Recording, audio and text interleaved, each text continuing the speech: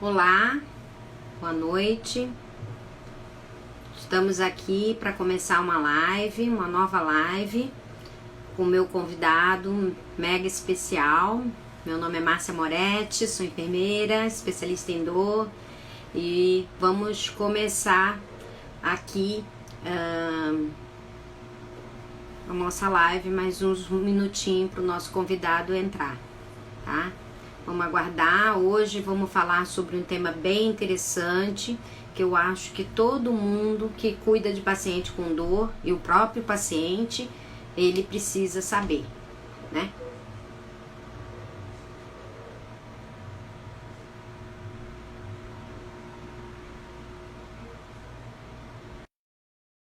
Vamos lá. O pessoal tá entrando. Boa noite. O nosso convidado já tá. Olá, José, tudo bem? Boa Tudo noite. bom? Boa noite. E aí, como você está? Quanto tempo, né? A gente não se fala. Faz tempo, né, Márcia? Faz tem um tempinho, né, Zé? E aí, como você É, tá? eu tô bem, só eu tô te vendo Ah, virada de lado. Eu não sei se se você sou também só tá eu. vendo, você também tá, eu também tô te vendo virado de lado. É, Hum. bom, eu posso fazer assim, Eu mas deitei eu um não sei pouco. se alguém puder falar aí no comentário se Isso. assim agora tá certo. Eu sei se tá todo Não mundo, sei. ela tá, ela tá virada. Então vamos Ah, virar. então tá. Então vamos virar nós Vamos virar dois, todo viramos mundo. assim. Aí. Agora a gente tá certo, né? Agora ficou bom? Tá certo. E aí, Zé, tudo bem? Bem, Márcia. Postar aqui e adaptar. Bom, eu queria então, hoje a gente vai falar um pouquinho, discutir um pouquinho sobre um tema que é bem interessante, né, José? E ele Uhum, vai se apresentar. Eu conheço o José já tem muitos anos, né, José? Já trabalhamos uhum. juntos, já estudamos juntos, né? Já publicamos juntos, né? Então, sempre, né, pela formação dele quanto psicólogo, e ele também é jornalista, escreve super bem. E hoje eu queria falar, a gente vai falar um pouquinho, ele já vai se apresentar, sobre a relação, né, da dor e a emoção, que é um tema que eu acho que todo profissional ele deve estar atento e conhecer, né, essa relação, porque vai fazer toda a diferença na abordagem e no manejo do seu tratamento, independente da área que ele atue, e dos próprios pacientes, que tem alguns pacientes aqui que eu estou vendo que entraram, né? Então, acho que é muito importante ele também reconhecer isso e compreender um pouco qual é essa relação, esse fenômeno, como isso se processa e como a gente se comporta aí. Então, eu queria que você se apresentasse e aí eu queria deixar você falar um pouco e no decorrer eu vou trazendo para você algumas questões que as pessoas que estão participando, que eu quero já agradecer de antemão, elas podem estar solicitando ou fazendo qualquer comentário que eu posso estar reportando a você, compartilhando, tá bom, José? Então, muito Combinado. obrigada aí pelo meu convite. Eu acho que vai ser uma live muito interessante para todos nós. Então, eu queria que você se Que bom. apresentasse, falasse um pouquinho de você e começar a explicar para a gente que coisa é essa da dor e emoção e por que que isso tem tanto impacto na vida das pessoas, né? Uhum. Bom, vou começar me apresentando então. Meu nome é José Luiz Dias Siqueira. Eu sou psicólogo clínico. Aí eu fiz a especialização em dor no Einstein.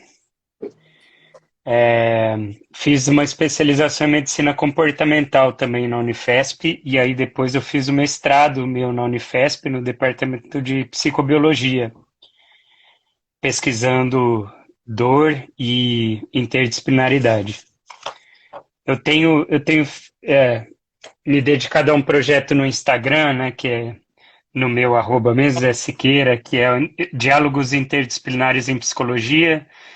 Então a ideia é discutir assuntos relacionados à psicologia e que possam ser de interesse de profissionais de saúde em geral, né? Eu trago é um post por dia.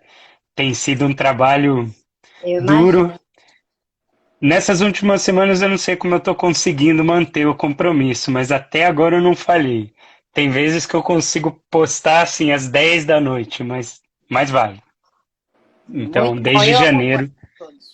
Muito bom mesmo. legal. E obrigado, Márcio.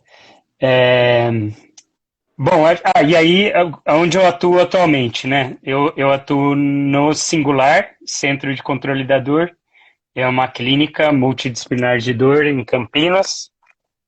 E em São Paulo eu atuo no Instituto de Psicologia Baseada em Evidências, o IPBE, que é lá no Itaim, é um grupo de psicólogos que se reúne para discutir caso, discutir a psicologia em geral, como a gente pode apoiar nossas práticas em trabalhos empiricamente sustentados, né? Uma prática baseada em evidência científica. E moro em Ilhabela. Então, eu vivo na estrada também. Estou em São Paulo segunda-feira, Campinas terça e quarta e Ilhabela o resto da semana.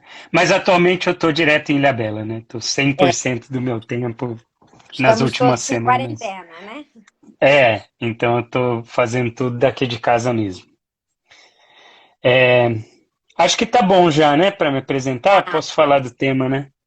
Você quer que eu já pode. comece falando assim sobre o Eu tema? gostaria, assim, eu queria que você, inicialmente, Zé, Hum, falasse um pouco, né, explicasse um pouco como a gente tem alguns profissionais, a maioria aqui, mas eu tenho alguns pacientes também. Eu queria que você, primeiro, é, falasse, existe, né, uma relação entre dor e as nossas emoções? Se sim, por que isso acontece? E de que forma isso acontece?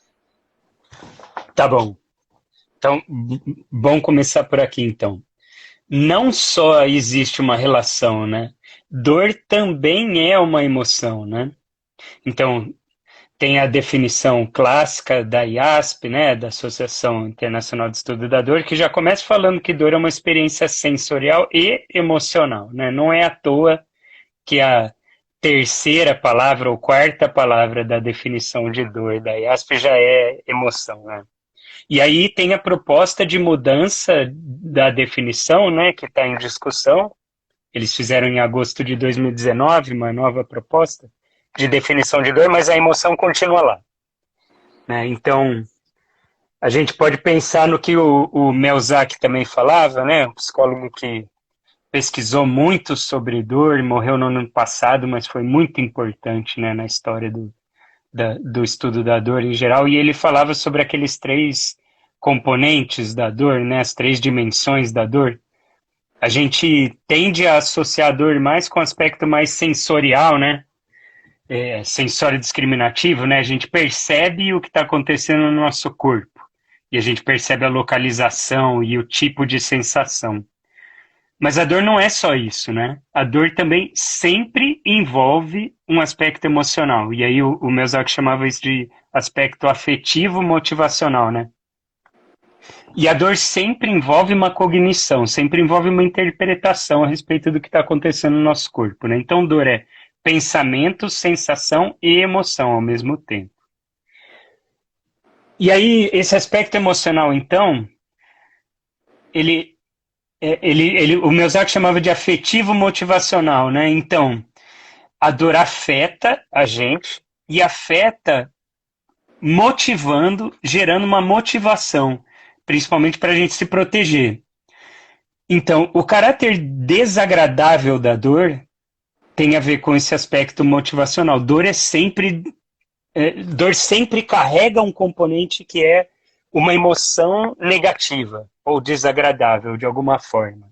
E é justamente esse caráter desagradável da dor o que faz com que a dor tenha uma função para a gente, né? Então, a dor é um alarme, né, do nosso corpo. E a dor mostra que tem alguma coisa de errado acontecendo no nosso corpo. Então, o alarme dispara. Esse alarme precisa ser desagradável. Imagina um alarme de uma casa que toca uma musiquinha suave, lenta, agradável. A gente não vai saber que tem alguém tentando entrar na casa para assaltar a casa, né? Então, alarmes precisam ser desagradáveis. Esse componente emocional da dor é justamente o que faz com que a gente se mova, que a gente faça alguma coisa em relação a isso, porque a emoção relacionada com ela está negativa, né? Vem uma emoção negativa que me faz, por exemplo, buscar um tratamento, ou tomar um remédio, ou deitar, apagar a luz, ou, sei lá, as coisas que a gente faz quando a gente está com dor, né? Então, justamente o caráter emocional da dor é o que faz com que ela tenha função. Você tira o caráter emocional dela, ela perde a função. E, Zé, a gente percebe, né, que muitas vezes a pessoa que sente dor, né, vamos imaginar aí num contexto de dor crônica, por exemplo, ela tem Uhum, dificuldade, e até alguns profissionais também, de reconhecer, né, que o aspecto emocional ele interfere diretamente na maneira como ele reage, como ele se comporta diante de um evento doloroso. Sempre está uhum, associado a uma questão mais física, né? Algo que eu tenho, então eu tenho realmente um problema, então eu tenho aqui, mas ele não consegue, na maioria das vezes, a gente percebe quando você mostra que a parte emocional, psicológica está diretamente relacionada à sua dor, é difícil ele compreender pela subjetividade, né?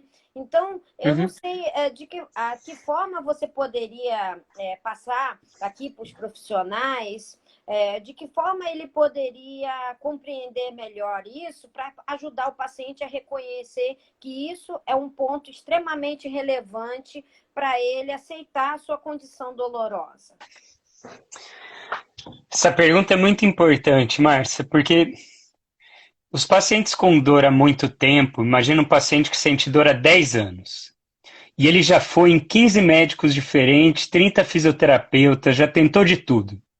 E alguns desses profissionais que esse paciente procurou falam para ele coisas do tipo: ah, deve ser coisa da sua cabeça, né? Ah, é psicológico.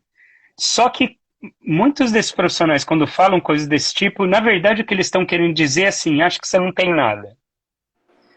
Então, e o paciente vai ficando traumatizado com esse tipo de conversa. Então, quando começa a falar sobre aspecto psicológico, ele já está pensando assim: é mais um daqueles profissionais que vão falar que a minha dor é psicológica, que eu não tenho nada, que eu devo estar inventando, que eu estou com frescura.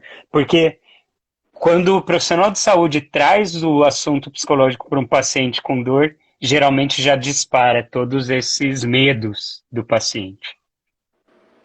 Então, primeiro de tudo, para o profissional de saúde começar a falar sobre emoção, tem que ser de um jeito que fique claro para o paciente que o profissional de saúde não está duvidando da dor dele.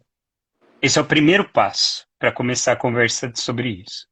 Que ele não está achando que o paciente tem uma depressão e essa depressão está causando a dor dele. Porque ele está com medo que o médico, ou fisioterapeuta, ou dentista, qualquer outro profissional de saúde, esteja indo por esse caminho. Porque o que ele acha também, a gente tende a dividir corpo e mente assim, ó. Se o meu problema é físico, ele não é psicológico. Se o meu problema é psicológico, ele não é físico, né?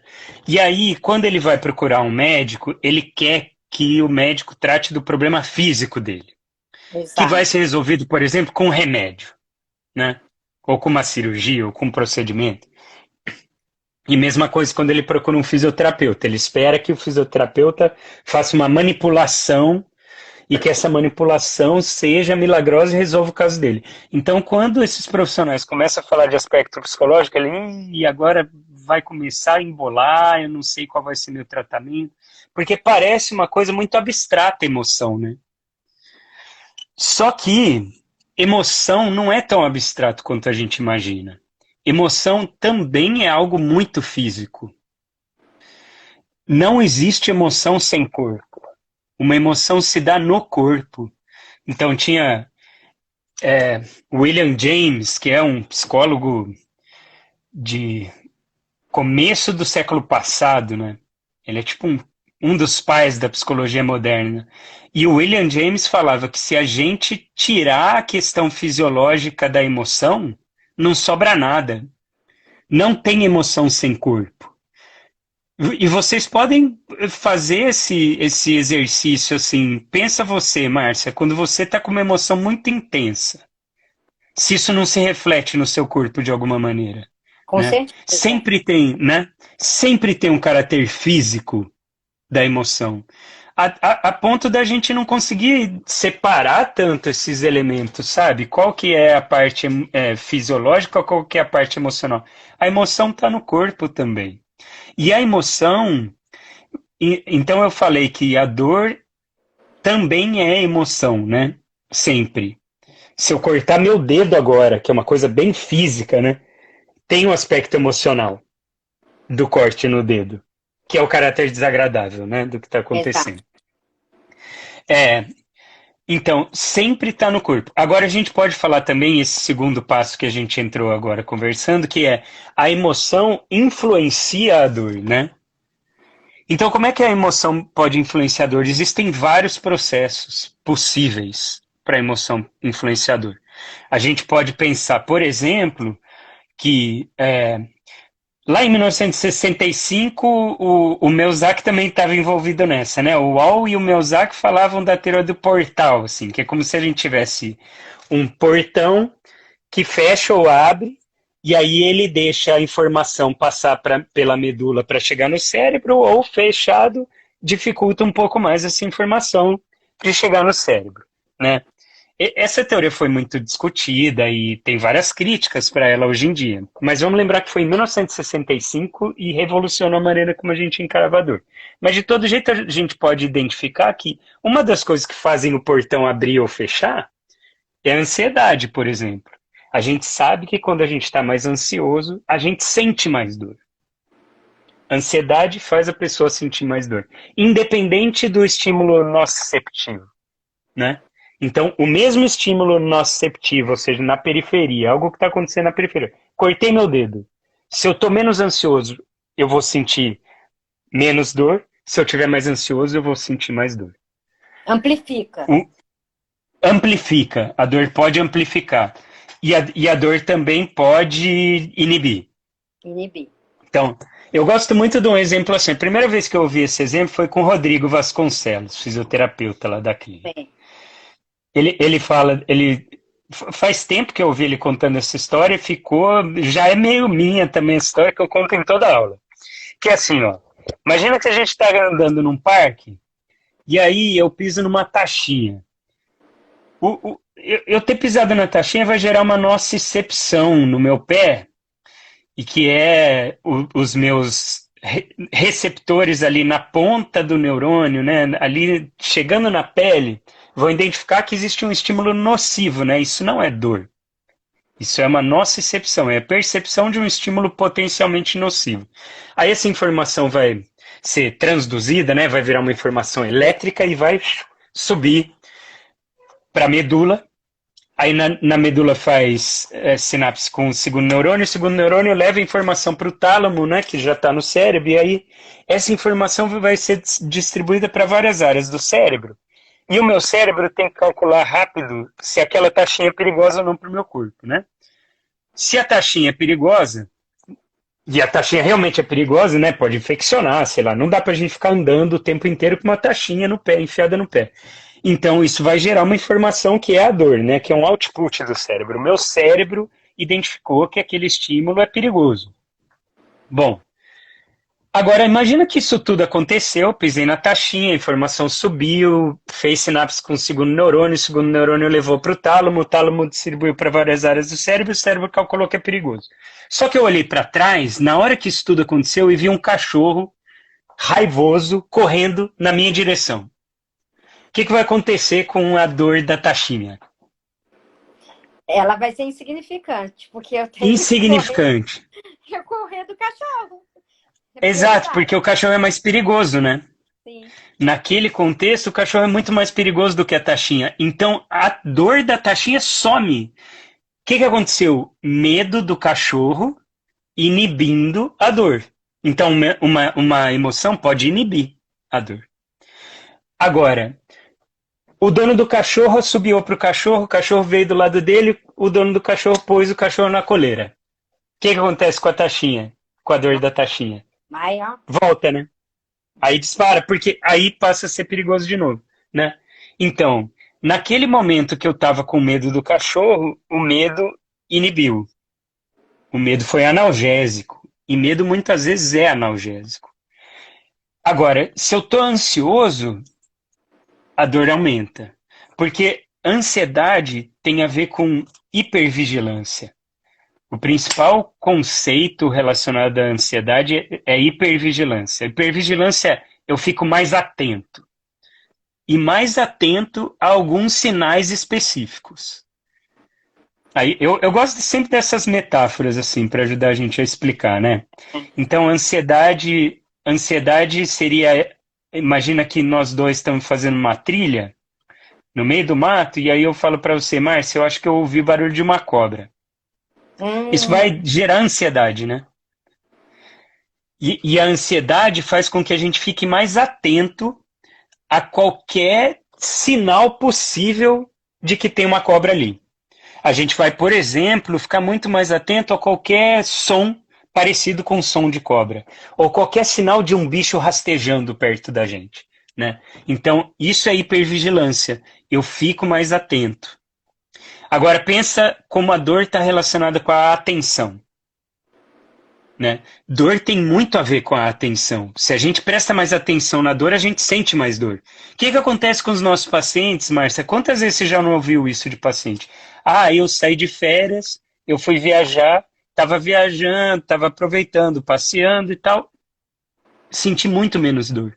O paciente às vezes tem até medo de falar isso e a gente duvidar é. da dor dele, né? E às Mas é vezes muito comum, também não é? E às vezes também quando você vai conversar com o paciente, liga para ele, ele fala assim: "Ah, eu estava tão bem, estava com a dor controlada, estava super estável, não sei o que aconteceu, hoje eu tô de cama".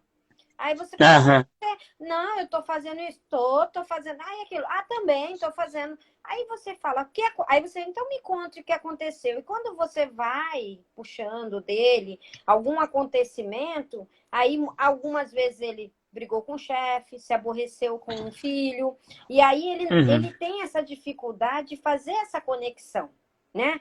De que o aham, gatilho para ele, de repente, para ele ter essa piora da dor, foi justamente um aborrecimento, um estresse, né? E isso a gente, o que eu queria te perguntar é justamente isso. Isso, muitas vezes, a gente não pode se blindar, porque a todo momento na vida da gente, a gente se depara com algum tipo de situação estressante. Agora a gente vive uma, né? Então, assim, como super. que a gente poderia, você falando assim, quanto essa abordagem do psicólogo para ajudar as pessoas a identificar e tentar aliviar isso ou gerenciar isso de uma maneira mais positiva, né? Para que isso não vire realmente aquele ciclo vicioso que a gente muitas vezes recebe o paciente naquela condição de desesperança, de falta de motivação, baixa adesão, né? Um paciente que já está Uhum. bem debilitado, né? Com a qualidade de vida bastante ruim. É por isso que eu estava falando de atenção, né? Porque a atenção é um conceito super importante para a gente entender toda essa relação. Se eu estou viajando, passeando e a minha atenção não está na dor, eu sinto menos dor. Agora, como é que a gente trabalha para o paciente começar a perceber melhor essas relações? Então, a Tá. primeira coisa é ajudar ele a ter mais atenção para isso que acontece na vida dele. Uhum. Então, muitas vezes o começo de terapia com os meus pacientes é começar a ajudar o paciente a entender tudo isso que vai acontecendo, né? Então, o paciente vai começando a ter uma atenção mais refinada para o que vai acontecendo na vida dele e como esses elementos vão se conectando e se influenciando. Por exemplo, isso que você falou. Ah, eu briguei com o meu chefe, tive uma briga feia com o meu chefe, 3 horas depois eu estava na cama com muita dor, né? E até pouco tempo atrás a pessoa não perceberia isso, né? Então a gente começa a perceber que o paciente está evoluindo na terapia, por exemplo, quando ele já traz na sessão assim, percebi uma coisa, briguei com o chefe, 3 horas depois estava deitado na cama com dor. Isso já é sinal de avanço na terapia, né, Márcia? Porque Tá. começar a perceber essas relações já é um passo super importante. E é um passo, é como virar de uma chave, né, Zé? Porque É. você sabe, quando a gente faz educação de pacientes, né, que a gente fez bastante tempo e a gente era uma atividade bastante, né, filantrópica, mas que agregava tanto valor, tanto para a gente, né, como a gente cresceu, né, tendo a Muito. oportunidade de relacionar e compartilhar com aqueles pacientes. E você vê nitidamente, quando ele percebe isso, como muda, não é?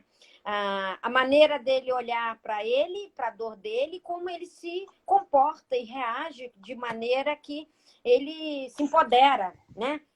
Uhum. Ou seja, eu consigo ter clareza daquilo que realmente impacta e aquilo que me dá aquele gatilho que eu pioro. Mas é um trabalho difícil, né, Zé? Não é algo tão fácil essa chavinha virar, né?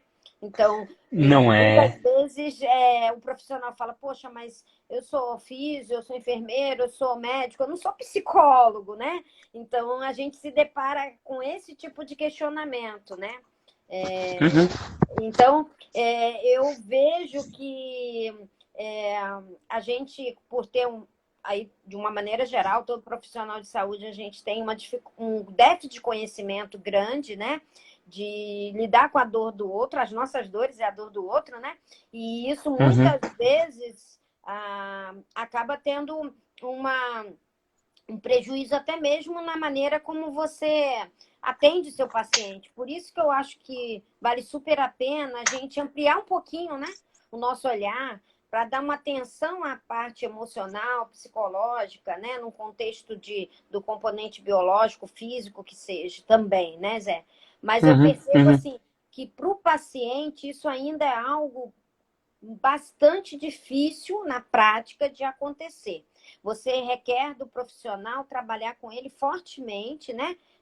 Eu vejo isso porque a gente trabalha com Uhum. pessoas ao meu redor eu trabalho com psicólogos e fisioterapeutas, com especialistas, mas num pool, num dia a dia, de uma unidade básica, de um ambulatório, isso é mais difícil, né, Zé, acontecer, a gente ajudar, né? Porque a gente não tem É. especialista em todo instante, né?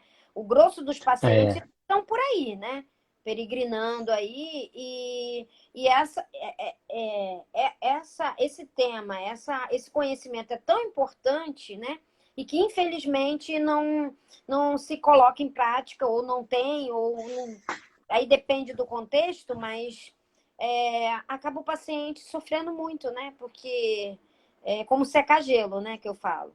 Porque você É. tenta tratar achando que está tratando, mas se não tiver esse olhar, assim, não ter essa atenção, realmente vai deixar a desejar, né? Você está fadado ao insucesso, muitas vezes, né? Se não tivermos essa consciência da importância das emoções aí, né? Senão. É. E Márcia, foi por esse tipo de percepção, assim, que eu decidi começar esse projeto de postar todo dia sobre a relação da psicologia com os aspectos fisiológicos, né, e com a prática dos profissionais de saúde em geral. Porque, pensa bem, o paciente com dor, ele não vai de cara assim, ele começou com uma dor lombar, ele não vai pensar no psicólogo de cara, né? Ele vai procurar um médico, vai procurar um fisioterapeuta, né?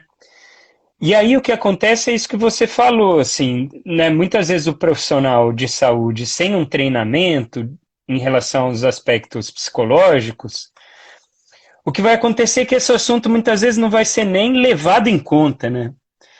Então, às vezes o paciente vai chegar lá no médico, o médico vai pedir a ressonância e vai olhar para a ressonância e não vai perguntar sobre a vida da pessoa e o contexto da vida da pessoa, e aí perde muita informação importante ali, né? Então, parte desse projeto é buscar promover, de novo falando de atenção, né? Então, é colocar luz ali para as pessoas se atentarem mais, os profissionais de saúde se atentarem mais a esses aspectos emocionais, psicológicos em geral, né? questão cognitiva também, o contexto de vida da pessoa. E isso vai ser muito importante no tratamento, né, desses É pacientes. um diferencial, né? Eu acho que o profissional pode agregar muito.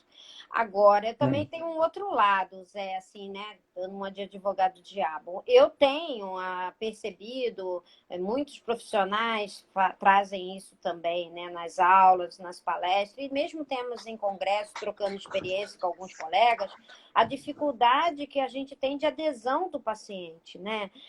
Quando Uhum, a gente faz né, essa abordagem interdisciplinar, multidisciplinar, onde você percebe que uma psicoterapia, por exemplo, vai fazer a diferença no tratamento desse paciente, a gente às vezes não tem essa mesma receptividade do paciente em aceitar, né, que aquilo que você está trazendo, que aquele aspecto, aquela parte da vida dele precisa ser trabalhada. Muitas vezes a gente vê que o paciente ele se esquiva, ele prefere não lidar com o que vai vir, né, quando eu sentar na frente de um psicólogo. Às vezes ele tem até algumas crenças equivocadas, né? Ah, eu não tenho um problema nenhum, sou bem resolvido, né? Isso, uhum, independente da faixa etária, independente do nível sociocultural, viu? Porque eu já vi de todos os lados. uhum, Então, assim, é uhum. muito difícil no dia a dia o paciente ser aderente a um tratamento, não farmacológico de uma maneira geral, mas falando aqui do psicólogo. O que você acha que, dentro desse contexto, a gente poderia, no dia a dia, tentar ajudar os nossos pacientes a entender, primeiro, porque eu acho que quando você mostra para ele, né? Eu que às vezes mostro, gosto muito de usar alguns questionários, eu mostro para ele, né? E ele poxa, eu não tinha tentado a isso, você traz algumas coisas, trabalha um pouco com as metas, expectativa dele, eu consigo trazer um pouco ele para cá, né? Mas como que isso, um profissional fisioterapeuta, um médico, no dia a dia, ele pode trazer essa questão para que o paciente reconheça que é um aspecto importante e que vai fazer a diferença no tratamento dele? Ô, Márcia, a primeira coisa, eu acho, é compreensível essa dificuldade das pessoas de passarem com psicólogo, viu? Não é É, fácil fazer terapia, não é qualquer coisa. Você vai sentar na frente de um estranho, falar sobre a sua vida, é uma coisa íntima, não é simples. Tem um conceito na psicologia comportamental, na análise do comportamento, que é um conceito que chama exposição. E aí, tem várias abordagens diferentes da psicologia e tal. E aí, respeitando todas as diferenças que existem, eu acho que esse conceito da exposição, aí outras abordagens vão dar outros nomes, mas essa ideia da exposição eu acho que é um princípio básico de qualquer psicoterapia, que é o seguinte: quando a gente tem dificuldade com alguma coisa, a primeira tentativa nossa é querer fugir disso. Se a gente tem algum medo, por exemplo, pensa quem tem medo de barata, medo de avião, medo de alguma coisa. A primeira coisa é a gente querer fugir. Essa é a primeira. É o primeiro reflexo nosso. Então, se é difícil, a gente quer fugir, a gente não quer olhar. Se a gente tem dificuldade na relação com alguém, a primeira tentativa é a gente não querer falar sobre isso. Então, o que é esse conceito da exposição? Pega um paciente, vamos pegar um exemplo mais concreto, assim, paciente com medo de avião. Ao invés de fugir, você pega esse paciente com medo de avião e faz o contrário da fuga. Você expõe ele ao avião. Só que você não vai colocar ele num voo para a China e deixar ele ir para a China de avião. Você vai mostrar uma foto de um avião, às vezes. Você vai gradualmente expondo o paciente para aquilo que ele mais tem medo. Então, tratamento de medo, o principal princípio é a exposição. Mas eu extrapolo isso, eu acho que a base de qualquer psicoterapia é expor. Que é assim, ao invés de fugir desse problema, olha para ele. Então não é simples, por isso que as pessoas não vão muitas vezes para terapia, porque dói olhar para o exato. que não vai bem. E dói olhar, por exemplo, para o que é importante para a gente e a gente vê que a gente ainda está distante do que a gente gostaria que fosse a nossa vida. Então, a primeira tentativa nossa é não querer olhar e falar, não, não é para mim, não quero isso. Então, como é que é a forma com que a gente pode fazer com que aumente o engajamento? É a gente ir gradualmente trazendo esse assunto. Não adianta o profissional de saúde querer falar, ah, se você chorou no consultório, tem que ir para o psicólogo e tal, e a pessoa tem que aceitar isso, uma coisa que é difícil. Não é assim. É gradualmente. E como é que é gradualmente? Começa conversando de vez em quando sobre isso com o seu paciente e vai trazendo o assunto. A hora que o paciente começar a entender melhor essas relações, vai ficar mais simples dele passar com o psicólogo.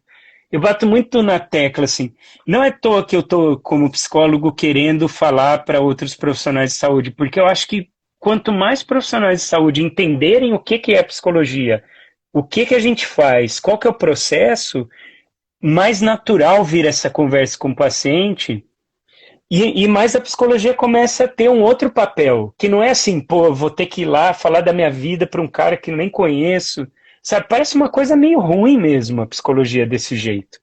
Então, o encaminhamento a forma de encaminhar é a chave do negócio. Quanto mais natural for e quanto mais esse processo for gradual, melhor. Quanto mais você querer enfiar água ela abaixo. Eu não gosto, por exemplo, quando o profissional de saúde fala assim, você tem que ir no psicólogo, senão eu não faço mais o tratamento com você, sabe? Eu acho que não funciona. Tem paciente que chega para mim e fala, eu tô aqui porque o médico mandou.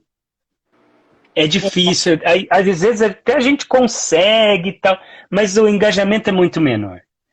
Porque a Ah, autonomia é um princípio básico de qualquer tratamento. O paciente tem que ter autonomia, ele tem que escolher o tratamento que ele está fazendo. Se ele vai obrigado na psicoterapia, existe uma chance de, às vezes eu tenho uma avaliação, né, psicológica, eu faço em 4 sessões. Às vezes com esse paciente eu tenho 4 chances de mostrar para ele o que é que eu vou trabalhar e eu falo para ele abertamente. Se você se identificar com esse trabalho, tá tudo bem. Se não, tudo bem, eu falo com o seu médico, falo, ó, tá tudo certo, a gente conversou 4 vezes, mas é isso aí, né? Porque não adianta ser forçado, sabe? Não vai acontecer. Psicoterapia é uma coisa que precisa dessa autonomia. O paciente precisa entender que aquilo vai fazer bem de alguma forma para ele. outra E- coisa também, Zé, que eu queria Hum, ver que você falasse um pouquinho, é assim, a gente tem muita dificuldade, algumas colegas aqui falando, do paciente num serviço público, né? Que algumas aqui trabalham, onde está ambulatorialmente, né? Não temos profissionais suficientes para dar conta da demanda que é de pacientes, né? Aquele paciente que não tem um plano de saúde, aquele paciente que não tem condições de pagar uma psicoterapia particular, o que o profissional que está ali lidando com ele, indo e vindo todo mês ali naquele ambulatório, o que o profissional, ou na sua cidade, né? Eu só tenho a minha clínica, eu trabalho, tem muitos alunos que falam, mas eu estou em minha cidade é pequena, só tem eu. Como que eu posso dar esse suporte ao paciente? Então, assim, como que você acha que é um caminho, né? Eu sei que depende muito de. Mas a gente tem realmente, né? Eu não tenho grupos multidisciplinares, né, em todos os serviços, onde o paciente tem acesso, né, a esse. Né? uhum, Como que pode uhum. ser feito isso pensando, né, sendo isso tão fundamental para a recuperação e reabilitação desse paciente? Essa pergunta me dá uma dor no coração, Márcia. Eu sei, mas Que é eu que estou queria ter uma perguntando. resposta boa para ela, assim, sabe?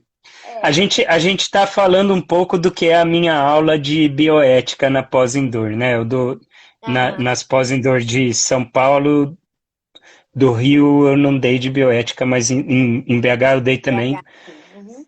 É, e aí, até a primeira vez que eu fui chamado para dar aula de bioética foi a Márcia que me convidou, né? Foi. E eu fiquei muito feliz quando você me convidou para dar essa aula especificamente, porque eu estava estudando isso na hora, acho que a Márcia adivinhou que era um assunto que me interessava muito, né? E aí, se a gente pegar os princípios bioéticos, a gente acabou de falar de autonomia. Autonomia é um dos principais princípios bioéticos, né, da bioética. E aí, um outro princípio é a justiça. E o princípio da justiça na bioética é a gente oferecer o tratamento melhor possível para a maior quantidade de pessoas possível. Isso está muito longe de acontecer aqui no Brasil, né? Com dor. Muito, mas muito longe. E, aí, e isso é muito difícil, sim, muito dolorido para mim. E o que eu falo na aula de bioética para os alunos, então, é assim: isso é um pouco da nossa responsabilidade também, sabe? Porque ali eu dei aula para pós em São Paulo, para pós no Rio, para pós em BH. São 3 cursos de pós-graduação em dor. São profissionais de várias áreas que estão se especializando nisso. E aí, em São Paulo foram 53 alunos, acho. Em É. BH, mais 30 no Rio, vai mais de 100 pessoas. Mais de 100 profissionais. E o que eu falo para eles, então, é nossa responsabilidade como profissionais que uma parcela pequena dos profissionais de saúde que tentam compreender quais são as melhores formas de tratar a dor. É a nossa responsabilidade tentar ampliar ao máximo isso, para a maior quantidade de pessoas possível. Porque fica claro numa situação como a gente está vivendo agora, em relação ao coronavírus, está cada vez mais claro que se uma pessoa não está segura, ninguém está.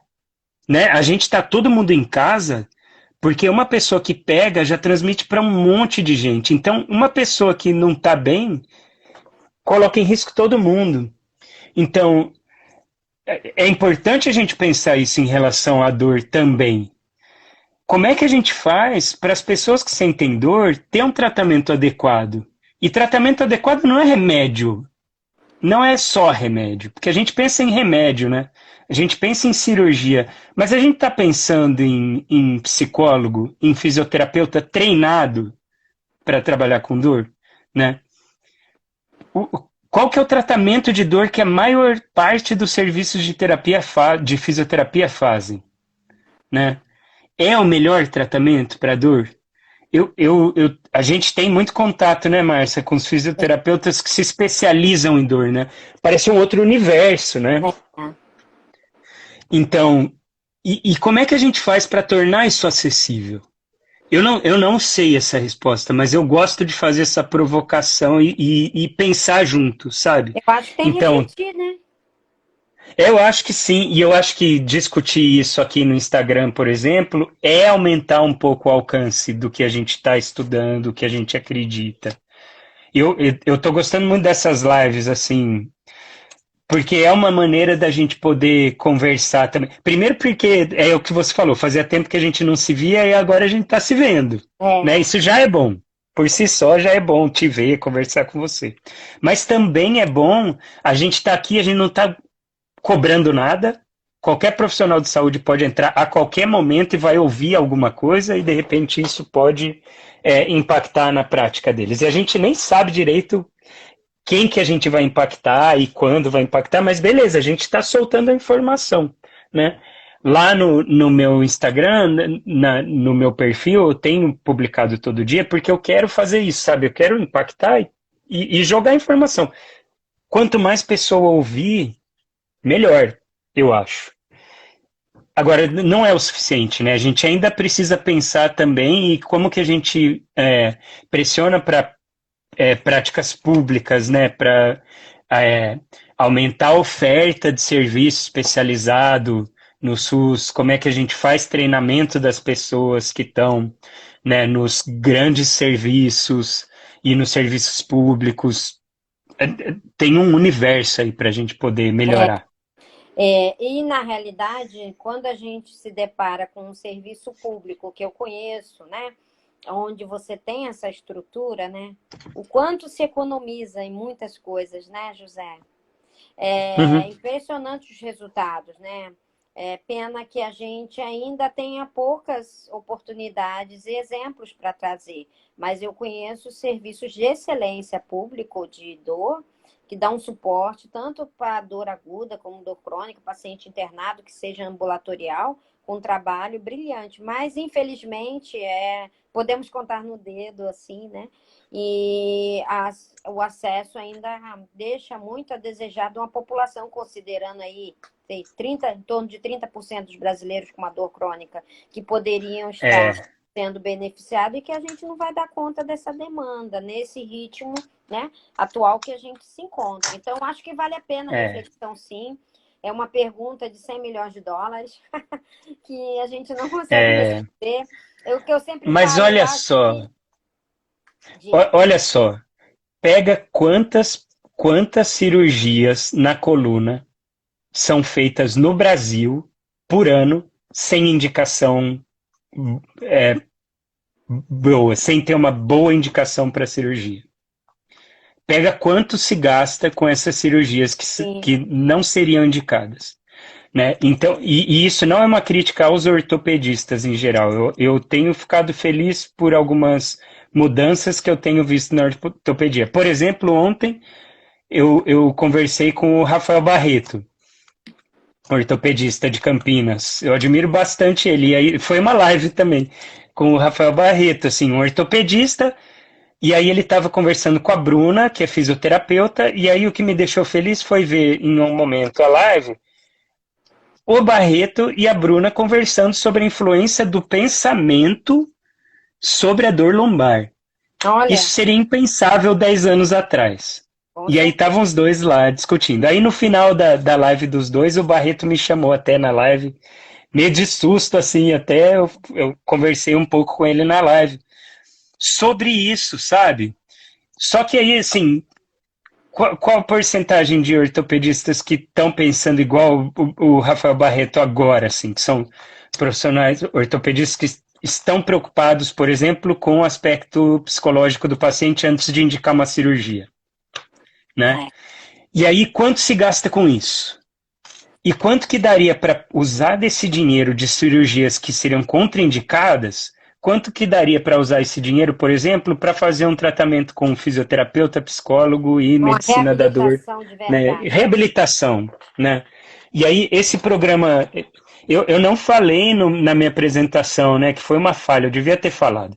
Que foi uma É, coisa que outro convite da Márcia que foi muito importante que ela citou aqui, né? Do o programa que a gente desenvolveu pela pós-graduação em dor lá do Einstein, né?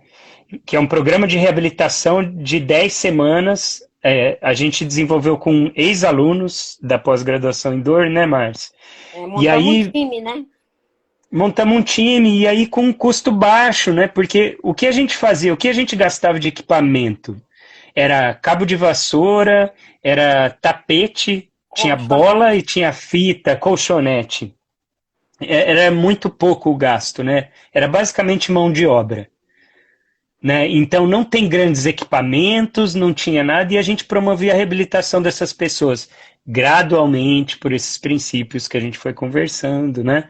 Agora esse projeto entrou numa nova fase, né? Agora é com os alunos da pós-Indoor. A minha função agora é meio orientar os alunos e tal, Tutor, né? mas é... Oi? É, Fazer uma. me fazer a tutoria, Aham. tutoria. E aí continua com o mesmo princípio. Então, são médicos, fisioterapeutas, enfermeiros, psicólogos, Educador que físico. vão, educadores físicos, que vão estar com esses pacientes, e é gratuito, né? É. E é uma maneira da gente poder contribuir também com as pessoas que não podem bancar, né? Um serviço tão especializado, assim, pelo menos nesse momento. E aí a gente faz 10 semanas, então, para poder fazer um intensivo com essas pessoas, né? São 4 horas por semana, né? Então, toda segunda, É, lá na Paulista, na sede da Paulista, a gente estava lá com os pacientes. Agora está em pausa também, né? Na quarentena. agora não pode. Mas Mas é esse tipo de intervenção que a gente acredita que pode oferecer algo, né, para os pacientes. E o que eu respondo, Zé, quando os alunos trazem isso, né, entre outras questões, né, e outros profissionais, é justamente isso. O que você, eu acho que a gente tem que sempre fazer essa pergunta: o que eu posso fazer para o meu paciente, né? Eu não Uhum. tenho uma estrutura enorme, mas o que eu posso fazer? Será que tem alguma coisa que eu posso fazer? Será que se eu fizer uma parceria com um colega, né? Um psicólogo, um fisioterapeuta? Depende. Então, as redes de apoio que eu tenho na minha cidade, na minha clínica, na minha instituição, será que eu não tenho um profissional dentro do meu hospital que talvez pudesse me ajudar e eu trazer ele, né? Então, assim, eu sempre devolvo a pergunta: será que você fez tudo? Ou será que não tem algo mais? Que eu acho que cada um tem que trabalhar com a sua realidade, né? A gente sabe que não é É, o mundo ideal, mas sempre você tem, assim, como você vê, a gente começou, a gente não tinha nada, só tinha uma ideia, né? Mas uhum. tinha vontade. Fomos estudar, Isso não faltava. você trouxe toda uma experiência de fora, eu fui também para fora, trouxe, a gente juntou, tava bom assim, não, não tá bom, vamos mudar, mas não demandou grandes investimentos, né? Mas eu digo Não. assim que acho que cada um tem que fazer esse exercício dentro da sua área de atuação, dentro da sua cidade, da sua instituição, da sua clínica, que com certeza vai achar um caminho, né, Zé? Que possa Uhum. ajudar, não como é igual a gente, né? A gente tinha um modelo de fora, mas o modelo de fora a gente via que não era compatível com a realidade e o perfil da população brasileira, não foi assim? E a minha angústia Foi. era uma, a tua era outra, então assim, eu acho que a gente tem Foi uma muita coisa, e negociação, né, muita gente, mas. não, e tem muita gente boa por aí afora, Opa. querendo parcerias, estreitar laços para fazer acontecer. Mas eu acho que as Uhum. pessoas têm que começar a se mostrar assim na rede. Às vezes tem na sua cidade tem uma pessoa. Eu faço muito isso, né? Você sabe, esse network assim de muitos alunos falam: eu tô aqui na cidade e tal, me mudei. Eu falei: peraí que eu vou arrumar alguém que vai poder trocar com você, né? Então a gente Uhum. se alimenta, né? Retroalimenta o Uhum. outro, eu te encaminho, você é psicólogo, você joga para mim, eu volto para o outro e jogo para o outro. E assim vai, mas a gente consegue estabelecer essa rede de apoio, que eu acho que é importante. Agora, o ideal seria que realmente a gente tivesse esse modelo, mas infelizmente não é uma realidade. Mas eu tenho certeza que o profissional, quando ele é comprometido, sempre vai achar uma maneira de fazer a diferença e buscar alternativas, né? Eu acho que isso é uma Ó, mensagem assim, uma dica para todo mundo, assim, que antiga. tá ouvindo. Se você se perguntar, será que eu já fiz tudo? E a resposta for sim, desconfia, É, né? Porque geralmente a gente se engana muito, né? volta para Tem uma trás. psicóloga, tem uma psicóloga que chama Marsha Linehan, que eu adoro ela. Ela fala assim para os pacientes dela: você fez o melhor que era possível fazer naquele momento, mas é possível você fazer melhor. Exatamente. Né? Assim, parece que está se contradizendo, mas não é uma contradição. É paradoxal, mas não é contradição. Por quê? Tá, naquele momento você fez o que era possível e o que era melhor. Mas sempre é possível você fazer melhor, Com dado que certeza. agora você sabe que é possível fazer melhor, é descobrir o que dá para fazer melhor, como a gente pode. Né? E uma das coisas que a gente faz na terapia é isso, né? Na psicoterapia a gente busca identificar o que a pessoa fez, como ela fez e o que dá para fazer diferente, né? Para mudar, né? A gente na psicoterapia a gente trabalha com mudança, né? A gente busca mudar É. e mudar o comportamento muitas vezes, né? Se comportar de outra forma, né? Agir de outra forma, né? Mas olha, Zé, eu acho que é isso. Não sei se você quer complementar alguma coisa, mas essa era a ideia mesmo. Eu queria fomentar isso nas pessoas, que elas começassem a se sentir inquietas, incomodadas, talvez, ou até É bom. reflexivas, né? Eu acho que isso é um Uhum. pouquinho da zona de conforto. Eu acho que isso acho que é uma mola, né? Que faz a gente, né? Alavancar nossas ideias, buscar formas diferentes, fazer um melhor a cada dia. Então, acho que é essa a proposta. Eu queria que você deixasse uma mensagem aí. E essa live eu vou estar gravando e eu vou deixar disponível lá no meu canal do YouTube. Quem quiser depois assistir, enfim, ou quiser manter contato comigo ou com o Zé, também está aí o endereço. A gente está super à disposição. A gente não vai. Sempre é um grande prazer, né, Zé? A gente fazer alguma coisa junto. O Zé é um parceiro de longa É, data. Nesse momento não estamos fazendo nada, por enquanto, né? Mas tenho a gente certeza. já inventa algo. Não tenha dúvida, né? Mas É, eu tenho certeza que a gente vai, né, no futuro. E o que depender da gente aí, né, Zé? Estamos sempre à disposição para trocar, para compartilhar.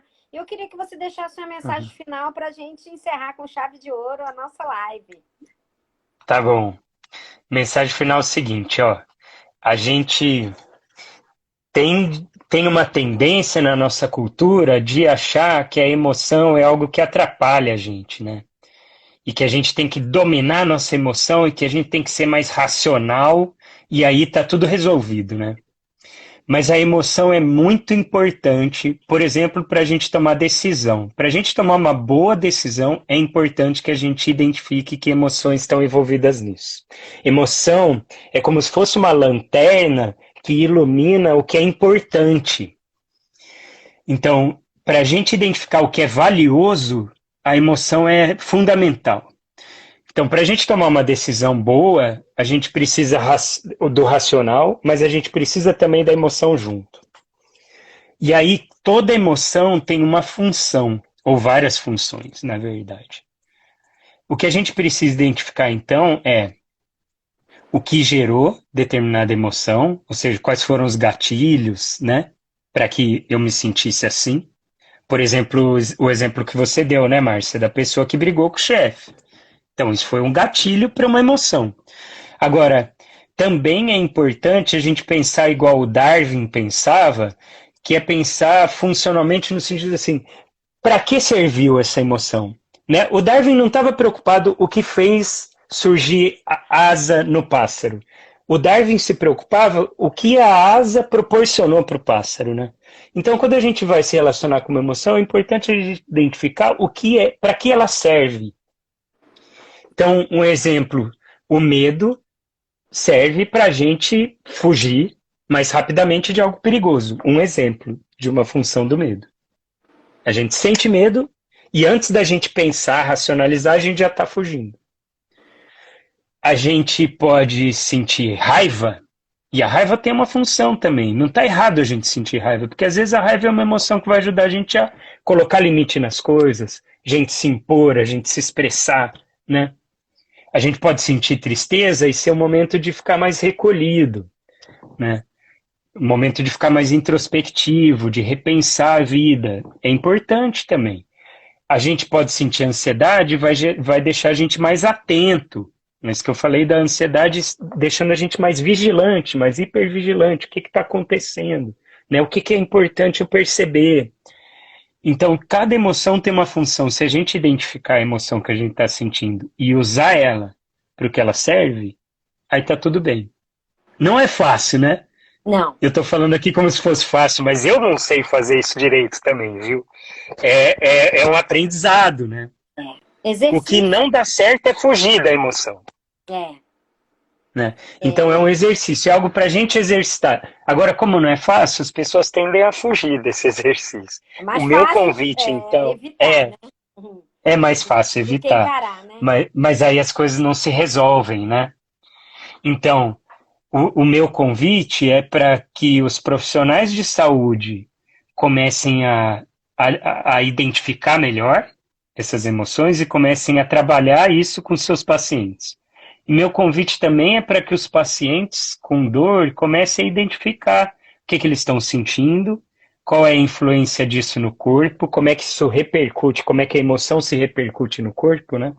E aí a gente tem um caminho super extenso e rico para trabalhar, né? Que as coisas vão aparecendo quando a gente olha para elas. É Então a gente verdade. joga a luz sobre isso, a coisa começa a surgir. É só começar a olhar para isso.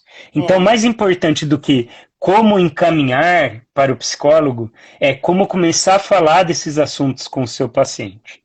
E aí o encaminhamento fica natural. Acho que Muito é isso. obrigada, Zé. Muito obrigada. Eu que Sempre é um grande agradeço, prazer falar Márcio. com você. Saudades. Em breve, Prazer quem também. sabe, né, assim que Também. acabar tudo isso, a gente possa sentar e trocar nossas ideias, nossos projetos juntos. Queria agradecer a todo Ao mundo, vivo, ao vivo, né? E tomando um agradecer a café. todo mundo a participação aqui. Eu sei que tem muitas perguntas, mas realmente a gente, né? Não é